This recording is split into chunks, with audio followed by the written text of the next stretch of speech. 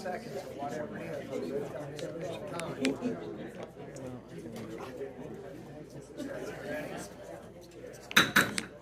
Let's call this meeting to order. Roll call. Pankowski. Present. Lolly. Here. Rudick. Here. Scalzo. Here. Trent. Here. Fine, salute. Chris, lead us to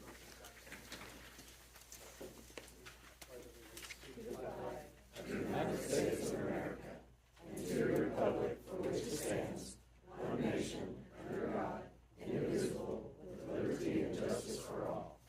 Let us pray. Dear gracious Heavenly Father, we thank you for this day that you've given us, Lord, and the time that we're here to represent you, Lord, is the main reason, and Lord, that we make good, wise decisions for this city. We ask that you watch over all our city workers and employees, and we watch over the congregation that's here today representing the city. We ask everything in your name. Amen. Let's turn on the microphone.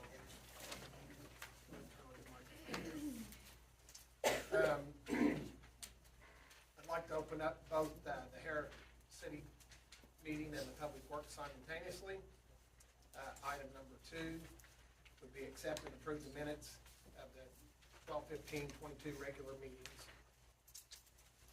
Do we have a I motion? make a motion to approve the minutes of 22/12/15 regular meeting.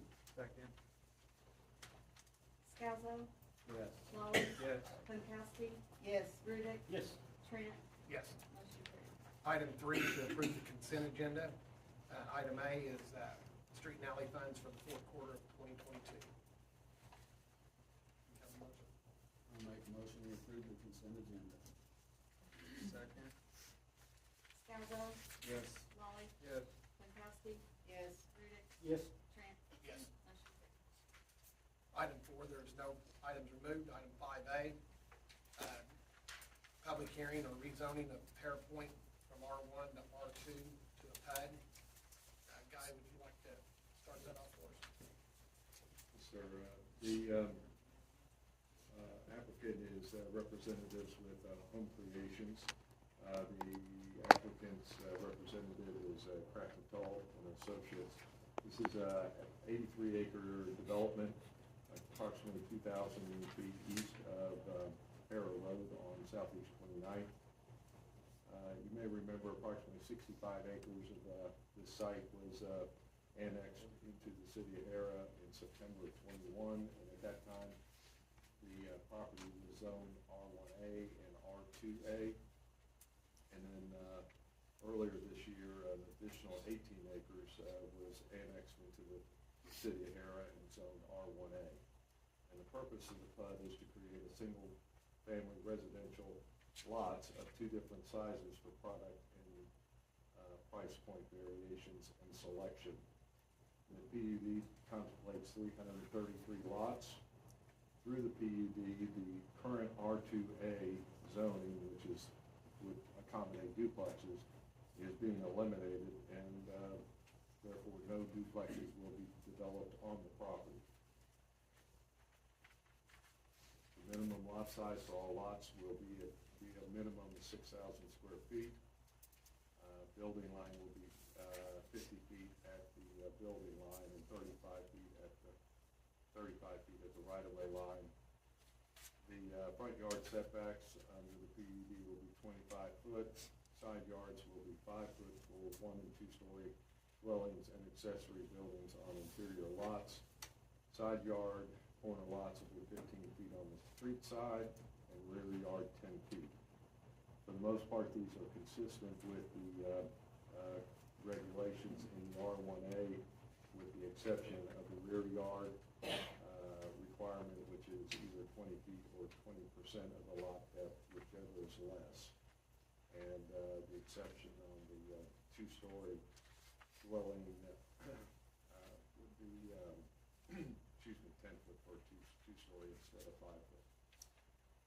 The PUD stipulates that the minimum house size will be 1,400 square feet of livable area.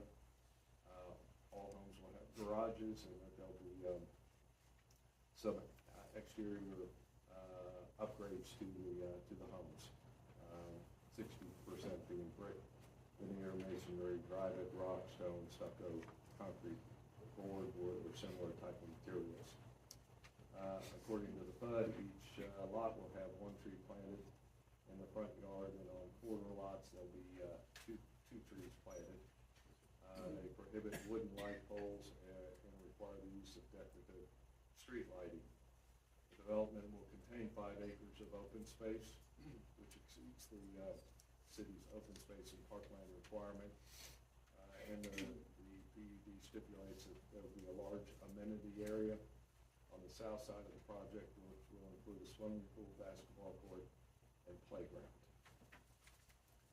They will meet their landscaping requirement through the installation of trees on each of those lots, as well as whatever shortfall occurs from that, they will install trees within the common areas.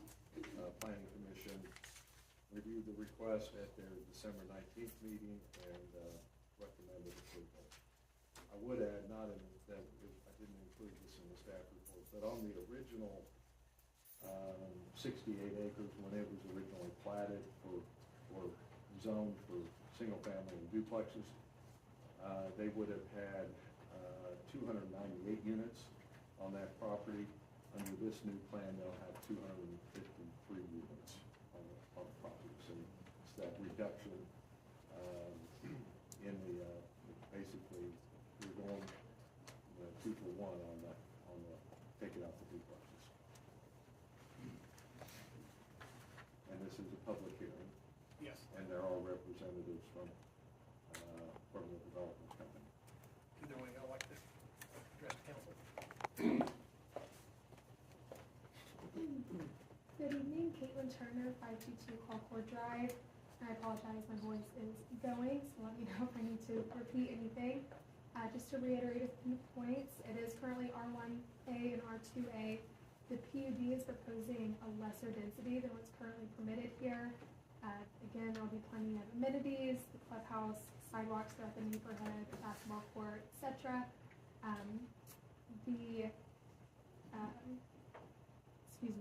open space requirements do exceed what's currently in the ordinance and approved at Planning Commission. There have been no protests on this application. So I also have the civil engineer here with me, Kendall Dillon, Prep and Toll, and we'd be happy to answer any questions that you'll have. Anybody have any questions?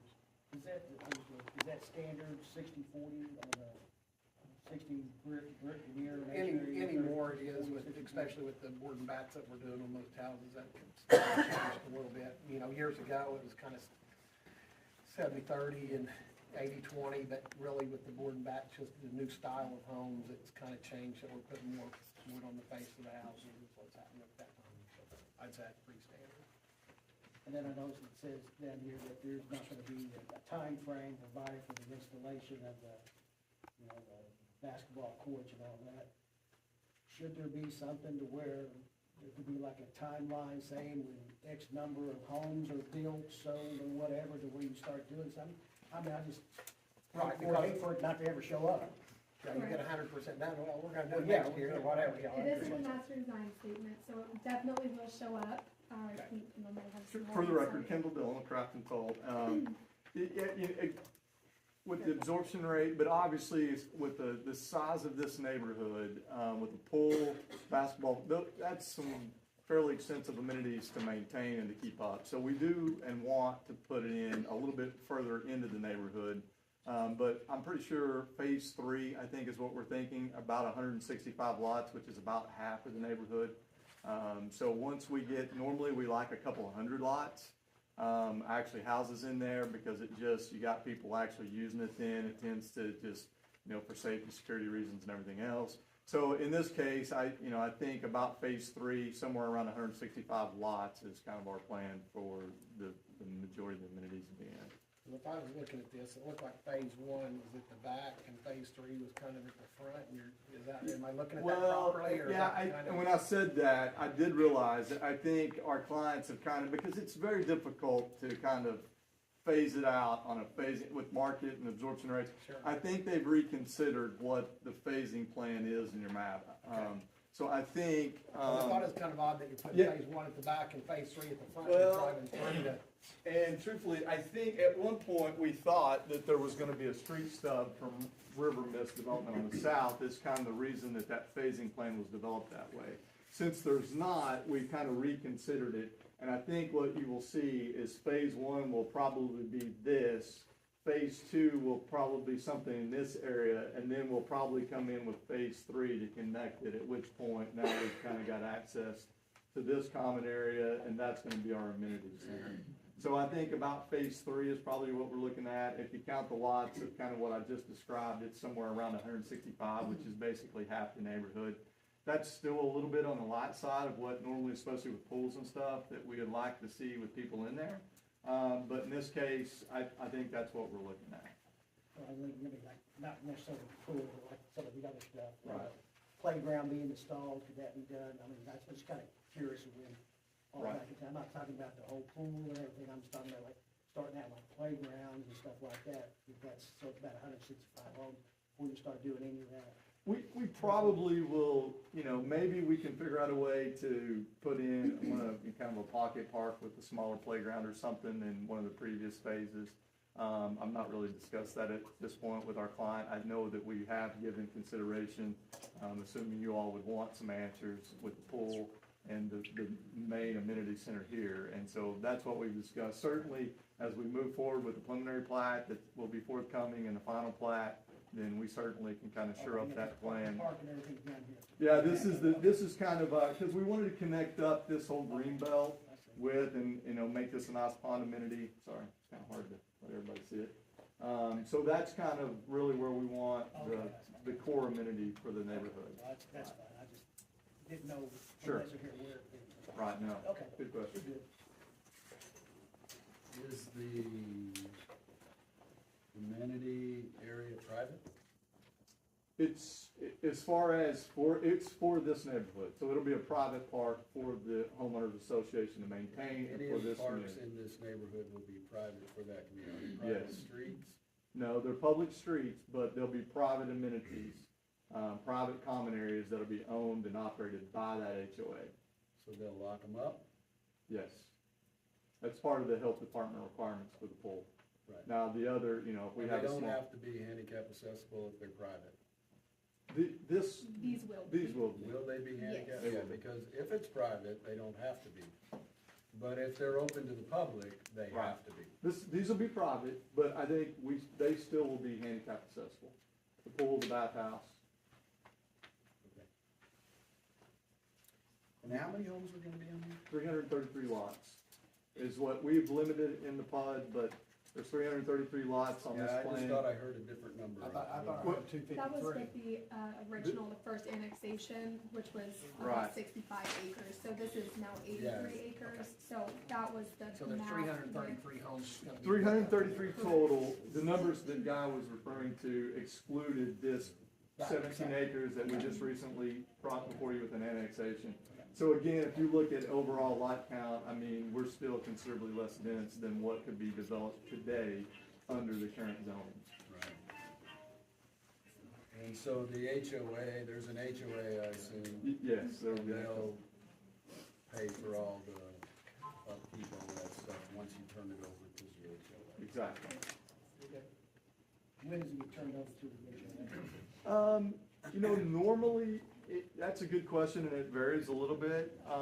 Typically, what you're gonna see in just about every neighborhood is the developer is going to, for the most part, at least keep the majority control of it until they're done with their development. It only makes common good business sense.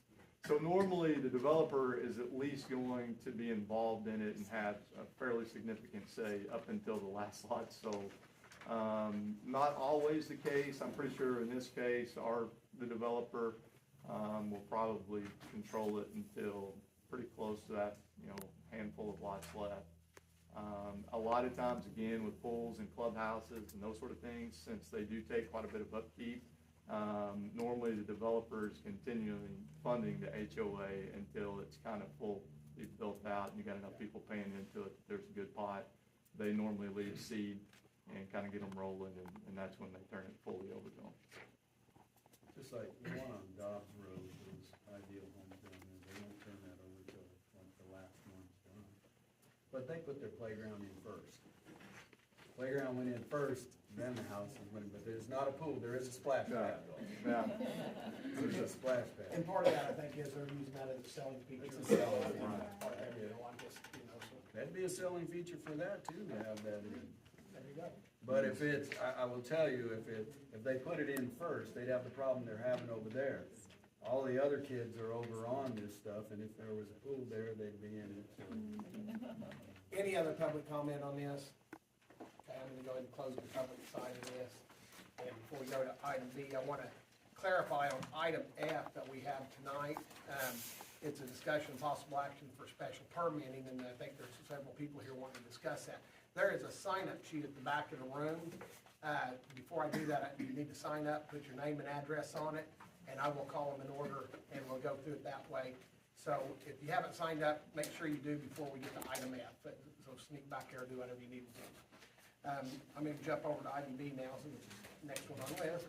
Discussion of possible action to adopt the ordinance number 2023 rezoning the property from R1A to R2A to a PUD for the recommendation of the planning commission.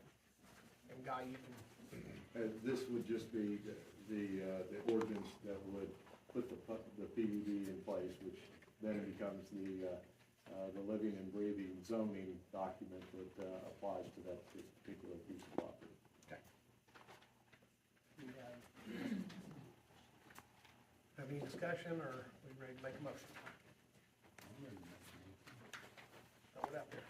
I make a motion that we approve ordinance number 2023-1 on the rezoning of this property to a PUD. I'll second that motion. Scalzo, Yes. Rudick, Yes. Stankowski. Yes. Lawling, Yes. Trent, Yes. motion carried. I'm gonna open up item C and D simultaneously. The only difference is we're doing section 3 and 4 on both of them. So discussion possible action to approve final plat for Persimmon Valley 3 and 4. Guy, you wanna go ahead? Yeah, I'll try to Thank y'all. merge them together as best as I can here. So this is these two plats are part of Persimmon Valley subdivision. The preliminary plat was approved in November of 2021. You all so far have seen section 1 and 2 of Persimmon Valley. Persimmon Valley is located there at Southeast 29th and Luther Road, between Luther Road and the Turnpike on the south side of the road.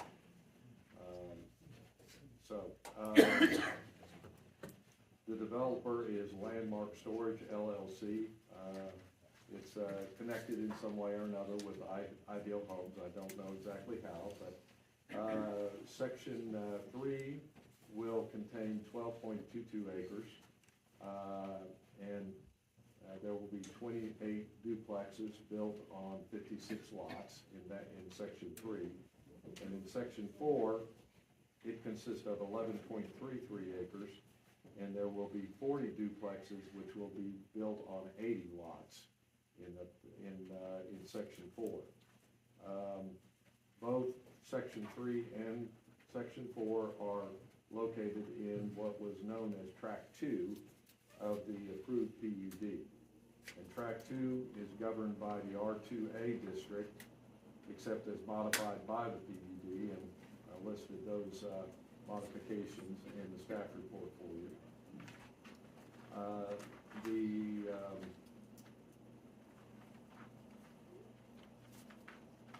The city's engineer, consulting engineer Myers, has reviewed all of the plans and has approved the plans. This will be a project that will have public water and sewer available to it as part of the city's water and sewer extension project that took water and sewer down to Luther Road. Both sections will have will have sidewalks installed internally. Section 3 will have a requirement for a sidewalk along Luther Road, but the developer, I think, is going to request to pay a fee in lieu of that because of the bar ditches along Luther Road. The developer provided an amenity drawing that showed the common areas in the development, and basically they will be proposing to install landscaping, install a number of trees, and install sidewalks within those common areas.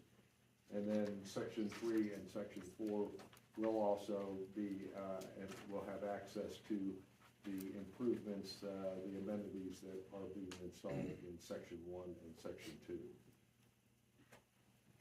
They will also be installing trees within the front yards and on the side front yards on corner lots.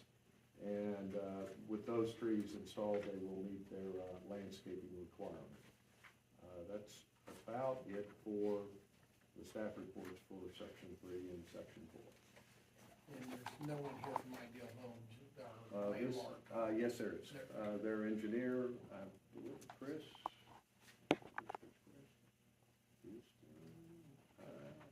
I was just wondering, do we I have, guess- do we have a start date on sections 1, 2, 3, or 4, any of those start dates on any of those? As far as, you know, just cutting in the roads or anything? Yeah, I don't know for sure, Mayor. I think that their goal by getting these two sections approved was that they would be going out there and doing the dirt work for 1, 2, 3, and 4 all at the same time. So, so I think 1 will obviously come in first. So you feel that they're gonna start within the next 90 days? I would be more comfortable saying probably within the next 6 months. Just asking, just so we kind of have a timeline. So, Cindy, have they, I don't think have we signed section 1 and 2 plat? I don't think they've been presented yet. Yeah.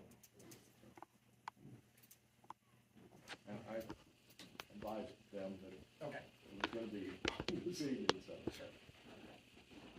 Any Is questions? that standard 55% brick veneer? Over 60, because it's duplex and. Yeah, Following any more with the board and bat houses, I mean, they're less and less brick. I mean, there's some of them right now that, I mean, you're getting less than probably 30% brick, because you're just wainscoting the bottom and putting board and bat all around that for siding or whatever. That's just the design that's out there right now, so Yeah, I'd say that's pretty standard. Unless you all. Yeah, I saw, I kinda saw those. that- We sent duplexes those to here. you. Yeah. I don't know if you looked at those or not, but I kinda thumbed through those duplexes and Yeah, different I things that they had have. asked, if they could give me an example of something that they had built recently. Right there. Well, but with a garage door and a front door on the front of the structure, you don't got much room any way you look at it, because that's all those are. That's a project that was, that they did in Mustang. Yeah, that's what. They're still doing that one, that's a new, you can tell, because if you go to their older ones, they look quite a bit different, and actually they look quite nice. If you look at their older ones that are more established, like in Edmond, they're fairly nice. When I look at that, you can tell that's a new addition, they're brand new trees, but they still have the amenities there. And they will, at least in that project, they vary their elevations. You know, you wouldn't see that same elevation until maybe 3 or 4 houses, duplexes down. And so they, at least in that development, they tried to get away from the monotony of having the same elevation on each lot. They did that down here on Dobbs. When you look at those houses, there's lots of different designs in there for those homes that they have put in. They're not all the same. Well, if they are, they've changed the elevation substantially that you can't tell. Right. On the floor plan. They look pretty good. Interestingly enough, two different places I'm aware of in Oklahoma City, Weaver Park being one of them, where the old airport used to be. They're now going 90% wood, and they're going 2 and 3 stories tall and little boxes on small lots. And it's Chicago. aesthetically, it looks so the brick and stuff is just less and less right at this time, and it really is. Any other questions? Do we have a motion to approve? I've heard nothing against it anywhere, and so I make a motion that we approve the final plat for Persimmon Valley Section 3 and 4. Second. Scalzo, Yes. Molly, Yes. Pankowski. Yes. Rudick, Yes. Schmidt. Yes. Right before you open up item E, I'm gonna, real quick, one more time, we have a sign-up sheet at the back of the room. Anybody who wants to speak about the event, special event permitting, sign it, put your name and address, and we will recognize you at that time. And as soon as we get done with item E, then we will go to that, and I'll look at the list, and just go off the list and call you on. Item E is discussion of possible action to approve the purchase of items of the Heritage Park at the request of the park board. Angie, would you like to? Yes, I'm Angie Dino. On behalf of the Parks and Rec Board, we'd like to get approval to purchase items for Lions Park and Heritage Park. For recyclable tire mats to go under swings and tires. The erosion from the water, there's a big drop on the slides, and if we put these in, these are mats that they use at elementary schools to help with erosion. We think this will be beneficial for Lions Park. And 4 of these mats are gonna be an adequate amount that we need, we don't need to, that's Yes. Heritage Park or anything, these are mainly at Lions Park. Right now we want to put them at Lions Park. We will eventually probably look at, but Lions Park is the one that has the problem with that right now. And then 2 benches at Heritage and 2 at Lions, so that we have them around, 2 around the playground center, so that parents can sit and watch their kids instead of sitting on the ground. And then 1 picnic table. We've got 3 grills that we want to put in. 1 by the pond. There's already a picnic table there. And then 1 that's under the small pavilion by the street. We want to put a grill there, but we are going to put a picnic bench near the Veterans Memorial along with the grill. And then the rest is repairs for the splash pad. So the repairs is about 4,200 to repair the splash pad, so that's a big. That's just for the torn part. The other, that's just, we don't really know the exact amount for the repairs on the splash pad until the spring, whenever they go. Whenever over they can it. fire it up and see. Yeah. But that's a pretty close Yeah, estimation, Yeah. that's what it is. that's what Chris told me. He said 1,000 would probably be good. So we're looking, so you're looking for us to approve about $10,200 of the park board, that we actually budgeted for that. Right. This is some funding that we're gonna be using out of that. You just need permission to do so, is Correct. that correct? What's the size of those mats? Those, yes. Well, they weigh 110 pounds. Yes, and I cannot remember the That exact helps, yeah. measurement, I'm sorry. So they'll be unlikely to be moved around if. They can be. You have to drag them. Yeah, you have to drag them. I mean, kids could probably move them if they have about 5 kids moving it. But they do have stakes, which we will not be using stakes because that's another issue if those come up. I raised the question on dragging these benches around too. that That's people my will move next the question. Will the benches be around. in place to stay, or you're gonna move them around so they could be moved here, there, anywhere, or hauled to some other event? I just think about kids taking them and putting them somewhere and using them, that's all, but I looked at a number of other parks online, I didn't go there, I don't want anybody to think I jumped out, but I did a lot of close-ups of their pictures to try to see if they had them anchored.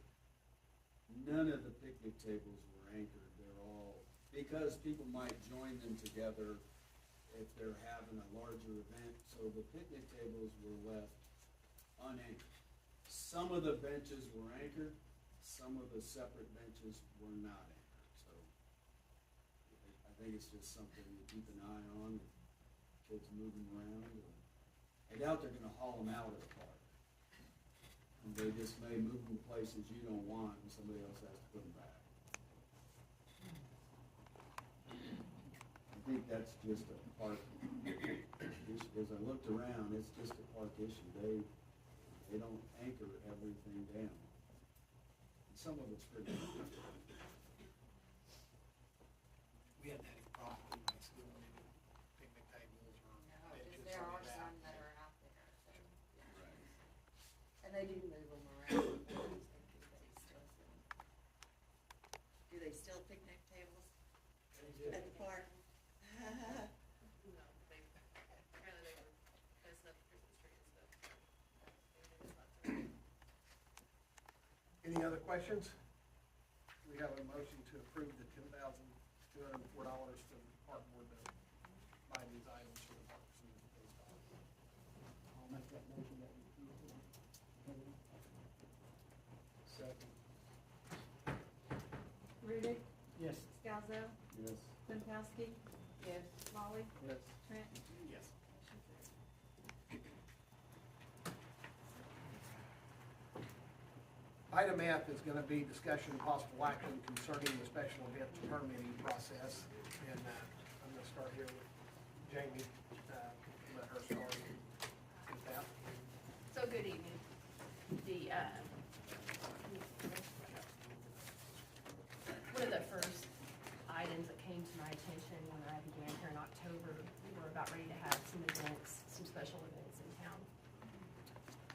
And, discussion occurred about those, which up to and included that these events violated city ordinance just by the nature of the event, and also that some of the event holders didn't feel like they were getting the attention or the treatment that they needed. Maybe some even felt a little bit targeted in the process due to whatever. Those are all things that pre-existed my coming here. But one of the solutions to that is something that Councilman Scalzo and I discussed earlier, was putting into place what many municipalities put into place, which is a special events permitting.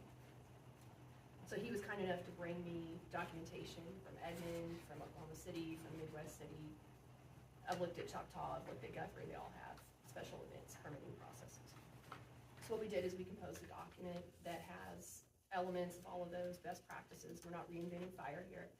And then brought it before our department heads. So Jerry's looked at it, Marty, Levi, and just tried to bring something together that has several purposes. And those purposes include providing coverage for the city. We included Edmond in this and modeled a lot after Edmond because Edmond has experienced a very tragic event several years ago, the death of a child. So it's not a matter of if, it's a matter of when we have something like that. And we want to be prepared. You can't prevent those things from happening completely, but you can have measures in place. So it provides a measure of coverage. Also provides coverage for our business district, our merchants, because as it stands today, we can do this on a backslap and a handshake in the back room, and everybody has to rely on, and this is what happened when I got here, educating me. Hey, 3 city managers ago, I was promised this. 2 city managers ago, I was promised this. There's no way to track that. When we put special events permitting into place, what we do is we keep on file your traffic plan, your site plan, as you've seen in the documentation. Helps make it smoother in the future, but also what it does is it gives us an opportunity, which we did with our last 2 events, and the Halloween event, we had after-action reports. I think those were actually promised to the council, and that was one of the things we discovered in this process, that after-action was promised. So we sat down at the table, and I'll be the first one to say some of these weren't smooth at first. After-action came, and we found out that a lot of good things were happening. And so we modeled part of our special events process on the events that have already occurred and the successes in those events and how they played out. After Action will continue to be a part of this process. As a matter of fact, we'll keep the paperwork on file so that we can look at, it won't be anecdotal anymore. It won't be, hey, 3 city managers ago, somebody said they did this wrong or they did this right. We're gonna track it and keep that data. And then if everybody's noticed, it's a draft document. It's a draft document for a reason, because there's tweaks along the way. The plan is to put this into place so that our merchants can start getting they've been very patient with me getting this in place so that they can start putting their events on the calendar and we can start trying this on for size.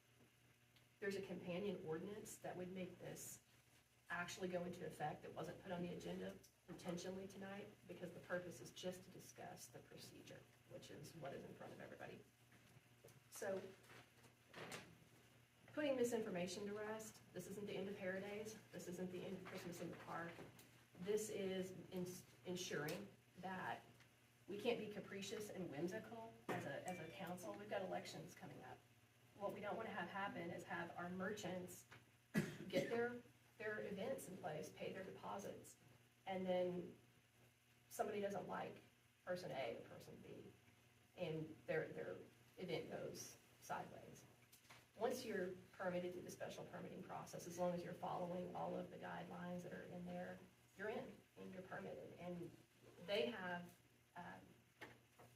essentially given up their right by voting on this to target or go after a single person and say, you know, we don't like your event, but we do like your event. They've acquiesced that right by putting this in the hands of City Hall. So we're excited about it. I understand there's some discussion to be had and there's some misinformation out there, so we're excited to be able to try to work through that tonight and begin that discussion. Just so everybody understand that without the companion ordinance, this is only a procedural document. The ordinance is what makes it go into effect. That would be on a subsequent agenda item in the future, probably next council meeting. So I hope that kind of gets us started on this and everybody can understand what the purpose is. And this is in every city almost that has any type of events. I do want to make that clear, but I'm going to go ahead and open it to the public, and we'll start with Kathy Byerly. And we need to limit ourselves to about 2 minutes of speaking. And just if you're all going to get up here and say the same thing, one's going to be plenty to hear. So if you'd like to start, Kathy, or if you want to, whatever. I'm gonna let Tammy speak for Sure. our organization. That's fine. I can even hear from both of us. Okay.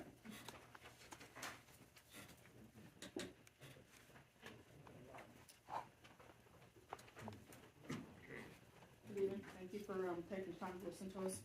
Tammy Herzog, I represent Friends of the Park.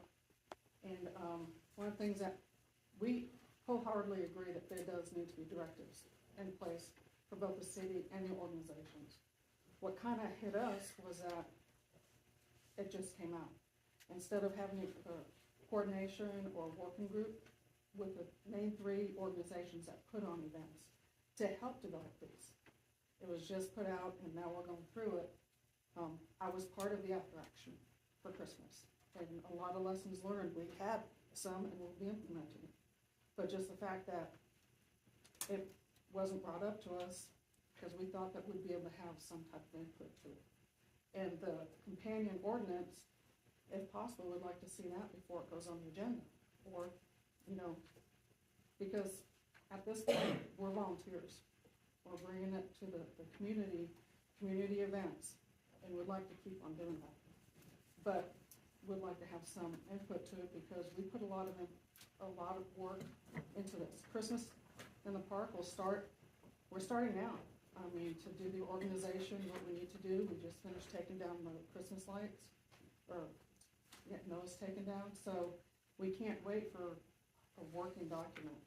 And according to this, we can't even publish our calendar events right now. Appreciate it. Lou Dahl.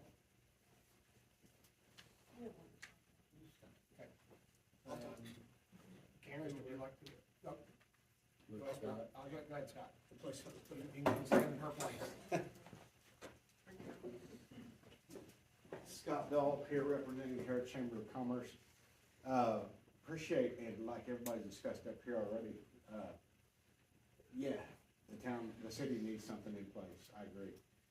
And I'm sure other cities, like you said, have these ordinances in place. Permitting, Heritage Chamber puts on the biggest event, I think, that the city has each year, Heritage Day. We're permitted through the Oklahoma Tax Commission. We do need, I'm just asking on behalf of, I think, all of our organizations tonight, ask that the city get with not only Friends of the Park and the Sweeney Switch Merchants, but also the chamber to discuss this, the ordinance, or the outlines, the guidelines first. And let's tweak this thing a little bit better. What do we need to tweak on that you see right now, just quickly speaking? I mean, Paying police officers is my biggest point. okay. When they're paid by the city anyway, they're on duty anyway. Well, yeah, but you're taking them off the street at that time, and so we're having to have more police officers at that time. The thing is, and I've said it numerous of times, not this last Halloween, but the Halloween before, I followed a drunk driver from here at the Turnpike all the way to the city before the city police, the Hera police intercepted, and they arrested the lady. Mm-hmm. And that was when it was on Main Street, and if those kids would have got out on which they were on Main Street, if the lady would have continued through Main Street, we could have had a catastrophe there that night. If we'd had all of our police officers at one location down at the Halloween and didn't have them on the street, there would have been no one to intercept that. So that's why we have to definitely add police officers to it, And more than one, yeah. and so that's a part of that is what that is. Mm-hmm. And so doing so, that's why we did that. This is number one, it's a draft. Yeah. And two is we are gonna try to get it adopted in as a starting point, is what we're trying to do. I mean, if we don't start somewhere, we're never gonna go anywhere. And the thing of it is, a lot of times things just get pushed aside, and we got some events that are people wanting to do. And the thing of it is the things that I see in this is that there's been several events that we have not had a list of the vendors that are at the events. Mm-hmm. And that is a problem because, you know, if you have something that goes on at an event that some kid gets molested or hurt or anything else or abducted, maybe one of the vendors there saw what went on, but maybe we didn't know what vendor was there. So that's all this is. It's just a guideline of what we're wanting. Then secondly is, it literally takes it out of this council's hands to sit here and say, Danny Trent don't want nothing on Main Street. I don't have any say-so at that time. This is strictly, goes back to city staff that they recommend and review and make sure all the guidelines. And so that's really what this draft is about, is really to protect the city as well as who's ever putting on the event. And then this don't limit it to one event holder that wants to do something on Main Street or on the park or wherever. It opens the door to other people that may want to do something at these events. And that goes back to, at this point, the city manager would be the one that makes that call. Sure. And so, if a certain event was wanting to be held every Friday or every Saturday, just week after week after week, she's probably gonna deny that. Something else.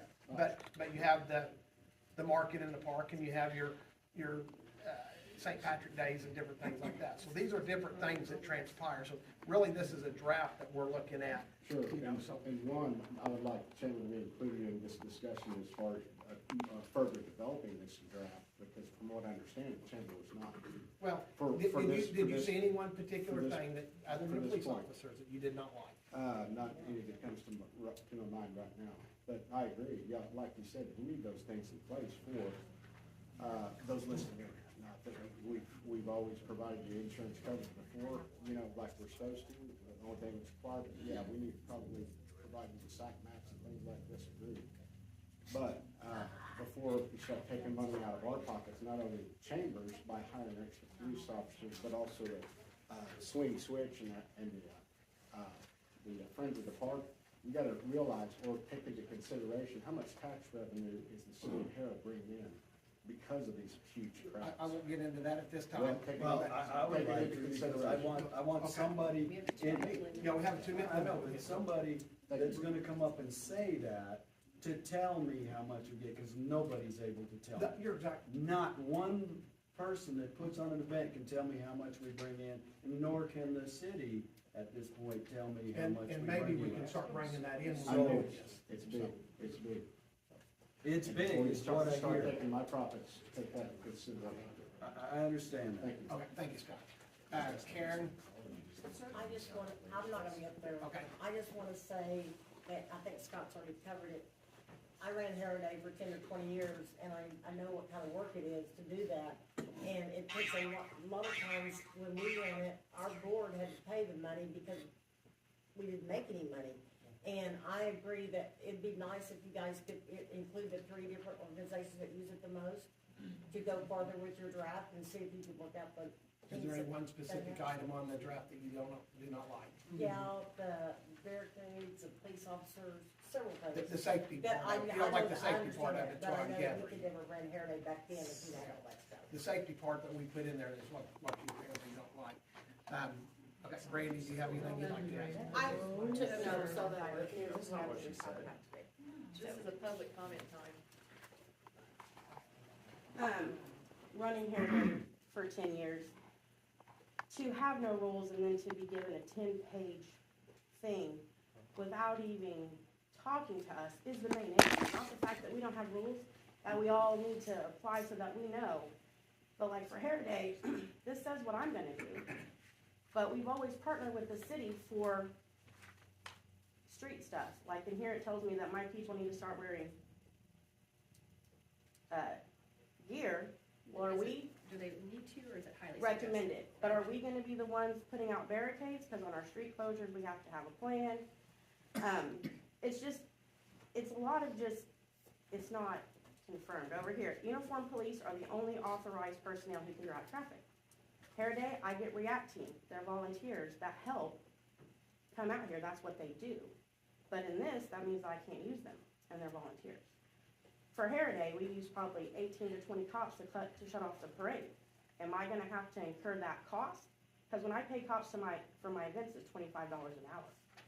So $25 an hour times 15 cops times 3 hours, that's almost $1,200 just for my parade. I don't charge to be in it. So it's just clarification as to, are we still partners? Or are we all on our own? Because this doesn't say, hey, this is telling us even what size the cones are. Do I have to order my own cones? And I feel that a conversation about it would have just been a lot more us coming together than this. And that's just my thing. We're totally for this. But when you've been doing them for 10 years without any major issues, to come to us and say, hey, just look at this. What do you think? Before we bring it to council. That respect was not given to us. And it's just, that's the whole thing, is we do it. We're out here busting our butts for the city every day. We just want to be in the conversation. I mean, we're respectful and totally on board with what you want, but we run it. So those questions, you can't park the car near a barricade. Well, what's considered a barricade? Because we park cars up and down the lane, and next to the barricades, it says the lane's closed. It's just, it's very, I mean, I get it's a draft, but I think that it would be more beneficial for us to bring a finished thing that we all came together collaboratively to give to the council instead of asking them to kind of do it. Thank you. And let me just give a brief response to that, just to make sure that we're clear. We have to get off High Center. Sitting on High Center is not doing anybody any good. The reason it says draft across it is that the plan is to get more stakeholders at the table in, I say about 180 days after we've had a couple events occur, and tweak with the group. My experience in working on these things is that if we all do death by committee, we'll never get off High Center, and we have people patiently waiting. Some of the people that have been targeted the most, quite frankly, and brought forth as our examples of the players who aren't doing things right, have been doing things right, and they're patiently waiting to post their events. And that's the urgency that you see, is to get the draft document out there with nothing that is untoward or weird or anything that you wouldn't normally see, and then bring some of these people that you're talking about, Brandy and Kathy, to the table. And this isn't, we're not giving away our birthdays, guys. We're just getting this off High Center. We're getting people's events on the calendar, and then we're gonna work through it. I suspect we'll find some things we don't like. I think we're gonna find some things we do like. All right, so that just helps clarify so that everybody understands where we're going with that. In voting on this tonight, if we vote on this tonight, what we wind up and do is we're just voting on to come up with an ordinance to put in place. And the ordinance would have all the proper wording, so if there's a few things that might need to be changed, we can definitely come back and change some of those wordings and things. It's not that we're not still partnering with the chamber or the Friends of the Park or anybody else. We're not eliminating them out of any of this. All we're doing is trying to just put some bit of policy in place is what we're trying to do. When I read this policy, the way I read this policy and from what I've heard tonight is it looks like we as a city have gone to the businesses and saw, hey, what works for the businesses, okay, great, let's partner with the businesses, but we left our nonprofit organizations and said, we don't really care if we vote on this tonight. Personally, I say we need to hold on this vote, either table it or do something until we can take the time to talk to the nonprofit organizations as well on it. I mean, this looks like this is a business and city agreement right now to me. The thing of it is, this is an agreement with every agency. It's not just one agency, it's with every agency that's out here. And this agreement is really to benefit Harris. I mean, because if we, I'm willing to table it, but here's the way I'm willing to table it. If we table this tonight, then I'm willing to table every event that we put on until we put something in place. And the reason I want to do that, because the thing of it is we keep prolonging things and we're going to prolong things. If we put this in place, we can always tweak things once we find out what's going on and what's happening. But if we sit back and say, okay, let's not do it because we didn't make 5 people happy. Let's not do it because we didn't make 5 people happy. I mean, goodness, let me ask you this question real quick, and I'll ask every one of you guys. When we upped the building permits to every builder in town on commercial properties, that they was paying anywhere from $1,500 to $2,000, and now it's over $10,000 for the same building, did we go to any one builder in town and ask them if that was the problem? Absolutely not. Absolutely not. So why are we going, you know, our city manager has reached out to some of the businesses that have put on the shows on Main Street and visited with them, and I think that they're okay with what's going on. And I don't know, and I mean, Eddie's not on this list, but Eddie, if you have anything you want to throw in there, I'd be glad to let you say your 2 cents worth right now. Can I say my two, can I? Well, I'll let you speak. I understand that, sir. Okay, let's hold on. Eddie's Okay. got the floor. I would like, I'm not on the list. You don't have to say that, I'm just asking if you'd like to, because you was involved with part of the. I mean, March 17th is the first one coming up, St. Pat's, that's the first one on the list. And so, you know, I'm encouraged, yeah, I mean, it all started good, I think we just need to start having a conversation. I don't know if we need a vote or table it tonight, I don't know all those technicalities and stuff like that, but I mean, if you're gonna build a swing switch district, and we're gonna create this thing, we gotta have something like this in place. I mean, it's just, it is what it is. And it's not any favoritism to any one group at all. Bring everybody around the table and everybody can tweak it, some stuff, I don't like freaking cups, you know, that's my complaint, but I mean, at the end of the day, we can get something figured out, just get the ball rolling, you know? Don't handicap, you know, don't handcuff me, you know, when St. Patty's Day deal over it, I mean, we can get that done, we'll just keep moving forward. It should be a fluid, moving document, that, you know, 1 more season, 2 more season, everybody's good. Mayor, let me, so that Jamie's getting maybe a little unfairly pushed here, because part of the way this came about was my suggestion. We've been discussing it for 2 or 3 weeks about a need to do something. And so I am working on drafting an ordinance that would require a special event permit. But the ordinance is not gonna tell you how to run the special event. This procedure that you all are discussing and need to eventually agree on is the outline of how the procedure will be run. And so my suggestion, Jamie, was, don't put an ordinance on yet. Throw a draft out there and make sure, one, the council wants to go that direction before you spend a lot of time and effort in developing what the actual rules would be. And so it's on for discussion, so that it can be considered, and as Eddie just, even after you adopt it, it is a living, breathing document. At any meeting, at any time, the procedure can be amended. You don't need a new ordinance every time, but you can adopt a different procedure if you found a problem or a solution to a problem. So this initial one is important, but it's not final. This started, it's just a guide. I get it. It's Right. a guide. It is not I've heard the word The special Bible. permitting The Bible. process. It's not a special permitting process. It's a guide that tells you how to get, what you need to do to get the permits to have your special event. That was it. It was just to have a guide to do that. But you also have to have that other part of it. When you go to the other cities and you look at their ordinances, it'll have something close to these things in a city ordinance that you have to do these things. We're not special.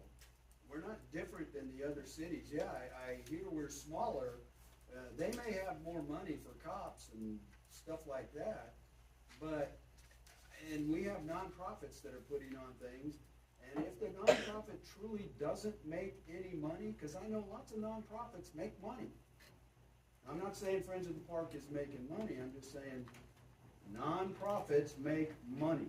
That's how they pay for the things that they have, but they're still a nonprofit. So until I see all of those things on nonprofits, I'll be glad to sit down and go over these things. I wanted to do that. I wanted to do that this next week. Sit down and go over that. There's nothing in here that I think is wrong. I think somebody should have to pay for police officers. Is it the city? Or would it be the organizations that are putting on the event? They're out for making a profit. He's not going to have an event and not have a profit. He doesn't want to have an event and not have a profit. So all I want is the process. Get the permits. There's nothing wrong with this in here, but we do need to discuss how some things get paid for. To say that the chamber doesn't pay for police officers or shouldn't, I don't know. That's not what I'm saying. I know. Somebody said that, though.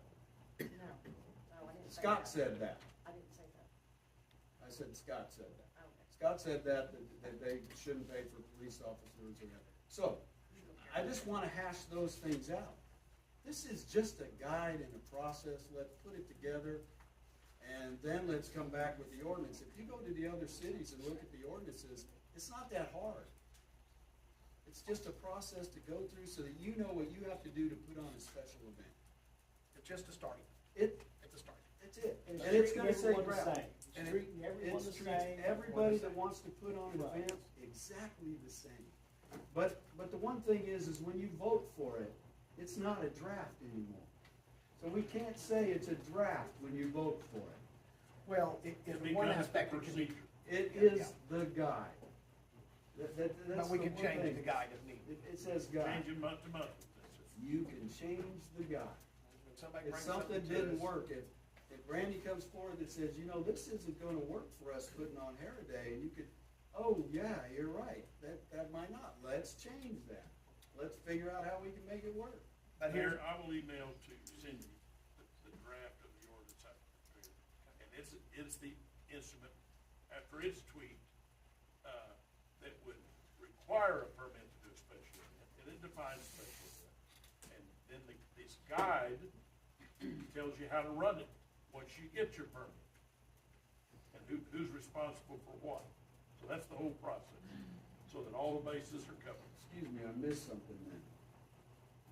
Because this guide, you said there's a overall special permit for Sweeney Switch to have an event on Main Street. They get a special permit for that? A special permit is to do an event. And this is the guidelines for how to conduct an event. It's not special to any individual. Okay, this is a guideline, it tells you where you get your permits, who you get your permits for, the permits Correct. for all the different things. The ordinance would require the permit. Exactly. And you're saying there's this overarching permit? That is the guide. There's not anything overarching above that. I That get is it. the guide.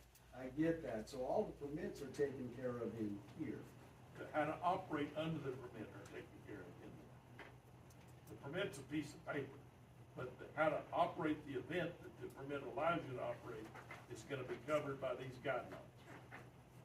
Same way it is in the city of Edmond or city of Choctaw or other places. Okay.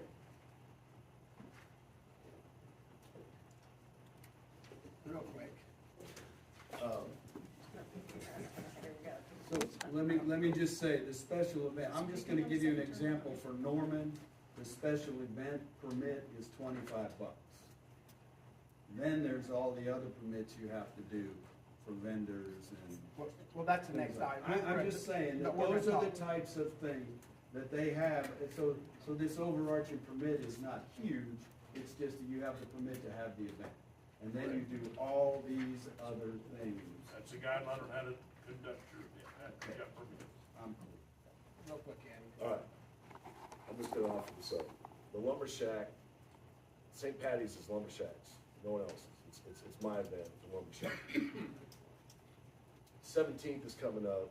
I gotta get a 60-day window to get an ABLE license, 60 days out, so that's coming up. So, That's why I'm trying to vote on this I tonight. offer you, everybody, we'll use this as the test guinea pig. Bring your guidelines down, just run it according to the guidelines, figure the stuff out, tweak it out. Afterwards, we'll do an action plan. Everybody sits down and drink a lot of green beer or green eggs and ham. I'd like to say one more thing, Andy. Because I have to go to ABLE tomorrow.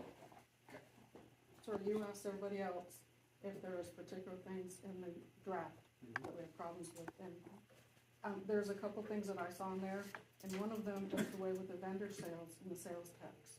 The way it's written here is not how the state tax commission is asking us to do it now. We send in the vendors' names, the ID's the same list as we send to Cindy.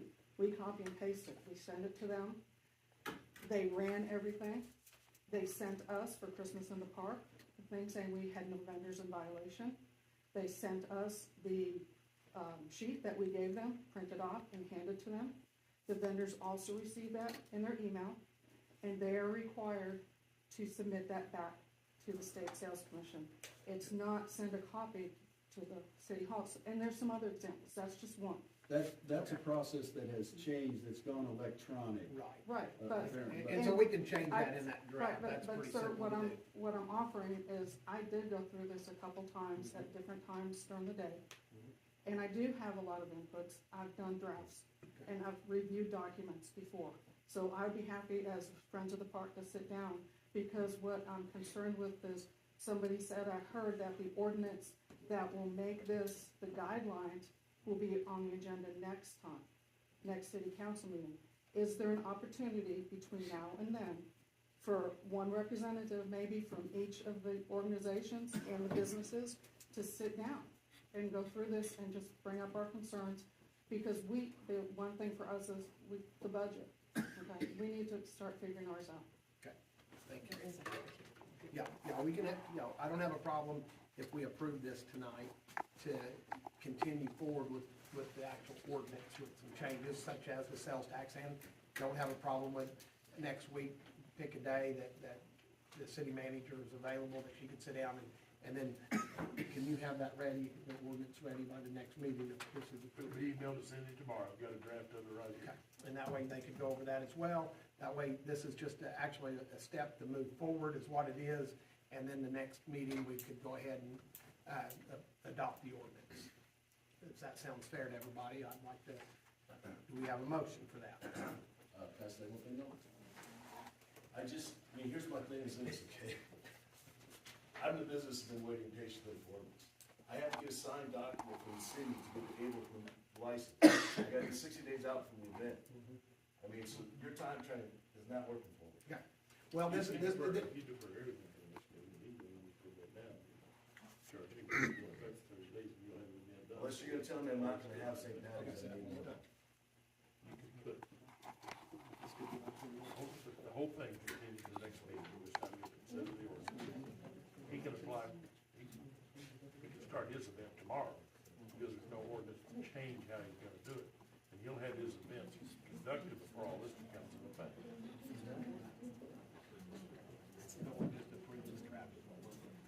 But really all you're doing tonight is either take no action or approve the development of guidelines without any specifics. So do we have to have a motion to approve the guidelines to move forward with the ordinance and the special permitting? And then it doesn't affect him. It does not affect him. He can press They can on. press forward, yes. That is just to develop the guide. Yes. Until the ordinance makes that required, it has no effect, other than it's a working document towards the future. And the ordinance won't be considered until your next meeting. No, we're not taking nothing on it, so that way we can get everybody happy and move forward. So if we approve this, approve, okay. All you're doing tonight, if you vote, is to approve moving forward with the process. Motion to move forward with the process. Well, I know it's past the point of public comment. I think there's been a motion. Is that correct? Has there been a second? There's not been a motion at all. There's not been a No, motion? I asked for 1 minute. I don't have my name on it. I got it on here. Can I Go say right ahead, something? Randy. It sounds to me like there needs to be some more input on this, and I don't know anything about it. I've asked to look at a copy of the proposal.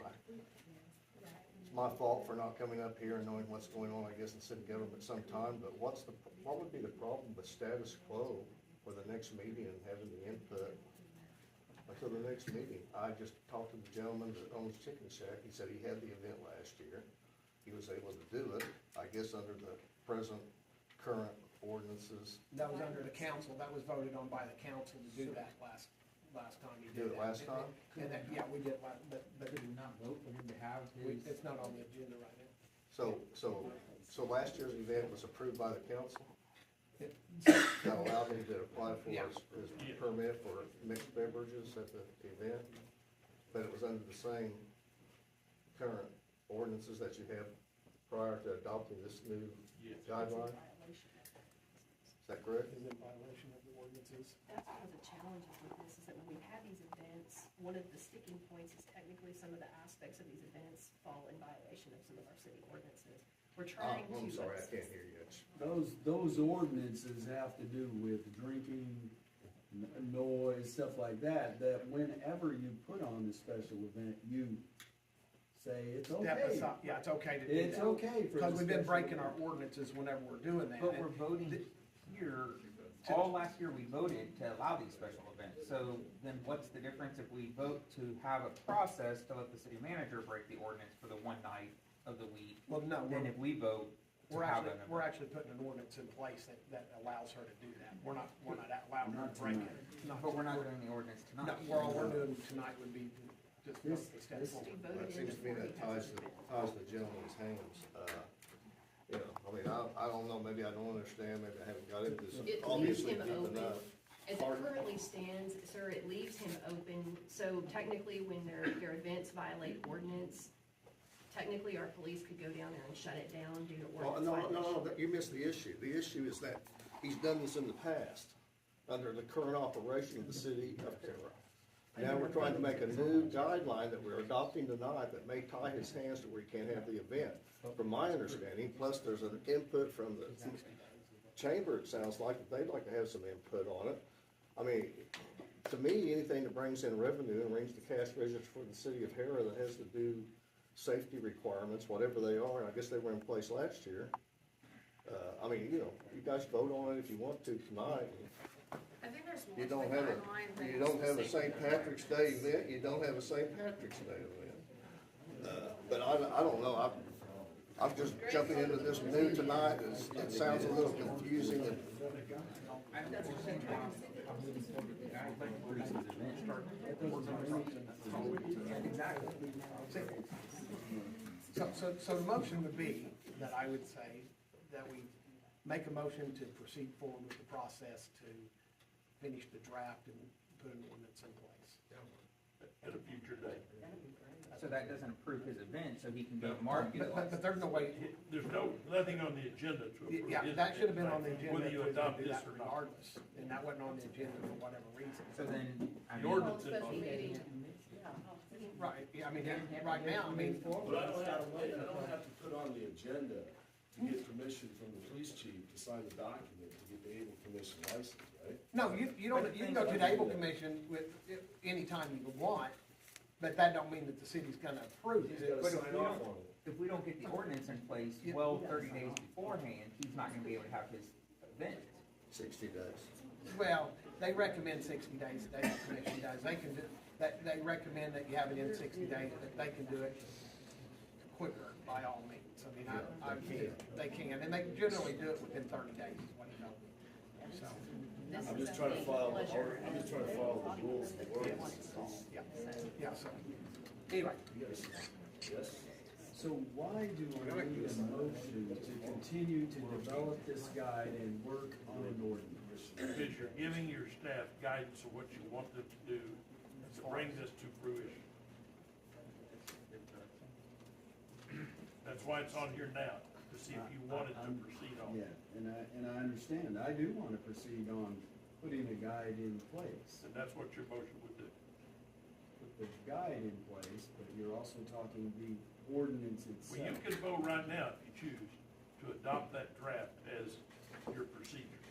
Do that tonight, that's what you choose. But what we've discussed is to continue to develop this guide, which means we would look for some input. That seems to be a more productive way to do it, than just adopting it tonight.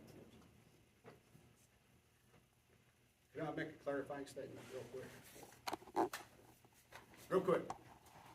Real quick. Let you know, Karen and I both agree, we are for safety, we are for the police, just to clarify that. It's just a matter of who's going to pay for the police presence. That'll come later. We have a motion to move forward with developing specialists. Now, let's just, it's not putting this in place now, it's just moving forward, moving forward. That's correct. I'll make a motion that we move forward with the development of the process. Do we need a timeline on it? Because I don't want it to go forever. Okay, let's have it by the next meeting. You don't have a second yet. I know. I know, but I got a second. No discussion until you have a second, or it fails for a second. We should have it, we should have it. I got a second. Do I have a second? I'll second it. Okay. Now I can allow further discussion. Now we can have. Now we can have further discussion, yes. We got a motion, got a second. Further discussion. I want, how do I get a date included on it? I wanted, and I make no bones about it, I wanted to do this next week and sit down with folks and then have it on the calendar the next time. That's what I want. So let's just plan that. That's what we need to do. Let's plan a meeting next week, and let's have it on the following agenda. That's to develop this part, the guide. Only to develop, not approving. It's not approving it, it's just to develop, to continue developing it. Correct. And he's working on the ordinance part. By January 9th. Call vote. Rudick, Yes. Scalzo, Yes. Stankowski, Yes. Molly, Yes. Trent. Yes. Motion carried. Discussion of possible action regarding special permitting fees to be placed on the fee schedule. I'm sorry, I closed that meeting and we moved forward. Okay, May I ask one more question? I'll just ask it. okay. When you have the meeting next week, are you gonna include the chamber and other organizations? That will be. That's the goal. That would be the goal, that everybody's in. We're going to think of special fees, we'll go over anything on that. Given the, I think we'll just table it. Okay. Until, We'll table. maybe we can look at that whenever. That'll be part of the process. I don't think everybody's got the mentality to listen to that methodology tonight, so let's. We're gonna just table that until the next meeting. Item G is tabled. Item H, discussion of possible action, owners of Fiesta Taco to waive space rental. Is anyone from Fiesta Taco here? Anyone from Fiesta Taco here? And I'm gonna take no action on it. If they're not here to represent themselves, we're just taking no action. She asked if I could discuss it with the mayor again. I would think that it'd be important enough that she would be here if she needed to discuss that, but if you feel like we need to discuss it, go right ahead. Discuss it and let's make a decision on it so we can. Go ahead, yeah, I mean, I feel like if it's important enough that you want your fees waived, you ought to be here to represent your company, so. Okay, go ahead. The owners of Fiesta Taco reached out to me maybe 2 weeks ago, providing me 30 days notice. They said they wanted to terminate their business agreement with us and be finished. They reached out on January 2nd and asked if they could, they said they'd made a little progress with the warm weather. This is contained in an email, and wanted to try it for a few more months. They wanted to ask if we could basically waive the rental fees. I'll just put out there that I believe, and somebody can correct me if I'm wrong, that we have waived those fees up until this last month, which was their first month to pay. They want to work with them by reducing or eliminating rent until spring. So that's the ask. ask is that we discuss it with the mayor and council to see if this is possible. If y'all wanna act on it, I mean, and I'll just only my 2 cents worth, and y'all can say whatever. I mean, we had given them a bargain. We had a company out here willing to pay us $500, give us 10%, do this, and we chose a local company, and now they're wanting more from us, and if that's the case, I mean, right now, if you're in that type of business down at the park, you have to realize Thanksgiving, December, those months right there, Christmas, and the weather, I wouldn't say your business is even gonna pick up until March and April. We brought that, We brought that up We during did. the discussions, And so- and we had a snow cone company who even said they would be able to pay and support it Yes. through it, that we And we turned down. chose another company, and so we chose another company. I'm So- not in favor of waiving it, so Yeah. if we wanna discuss this, Father, go right ahead, otherwise let's make a motion and move forward.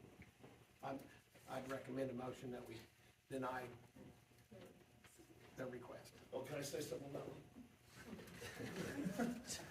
Well, I'm saying it's hard, man, it's hard, okay? It And is so I'm hard. saying, maybe defer or something and get them so that they pay more in the summertime, and so when it comes on the wintertime, just help them out, do something, make them move more. Or Defer they could be something. gone before you know it, so, Or we can make it new. yeah, so, well, we did that. we did. Okay. Right, Eddie, we did do I don't, that. do I have a motion to deny or approve their request? I make a motion to deny the request. Do I have a second?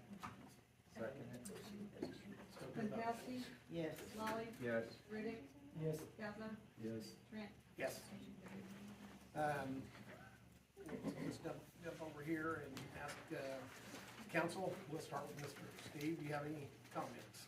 I just have one question. We discussed a few meetings ago about the water being shut off for landlords, stuff like that.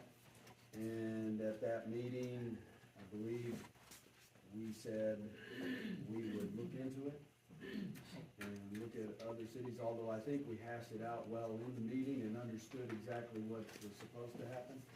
So now I'm getting questions on what has happened.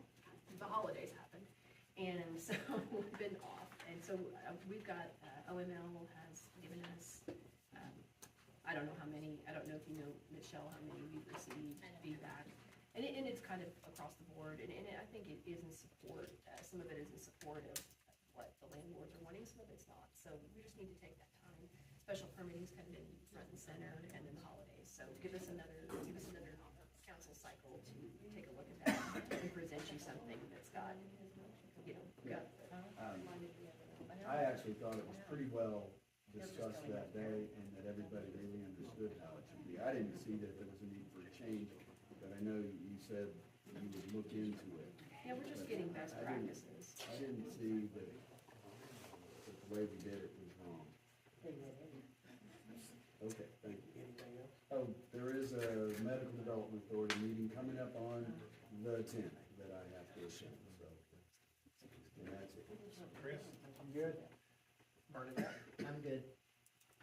I think we as a council need to soon is to discuss and, the ARPA money that's out there, how we're going to spend that. Yeah. I propose that we, as individual on the council, if we have ideas and suggestions, that we kind of piece things together, or piece it together, and so we can discuss it. Let's just plan on putting that on the 19th agenda.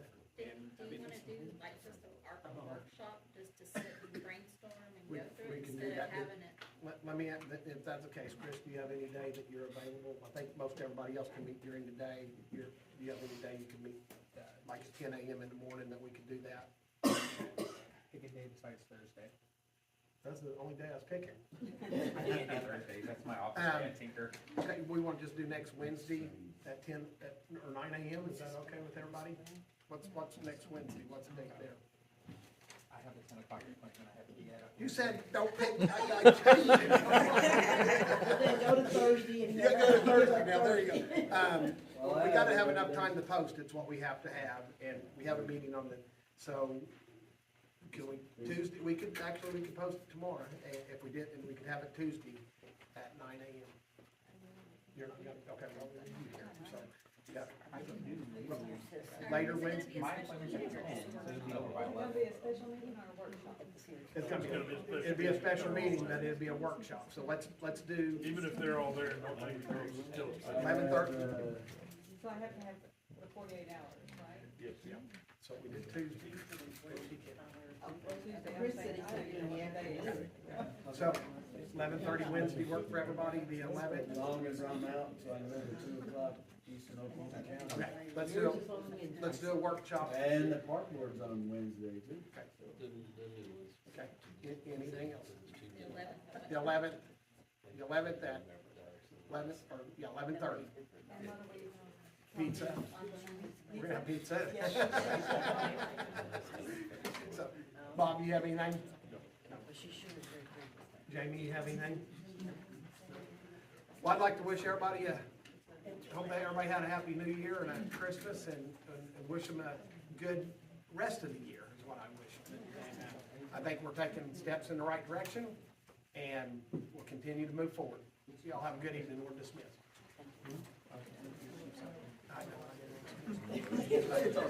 I'm tired. It's 7:30.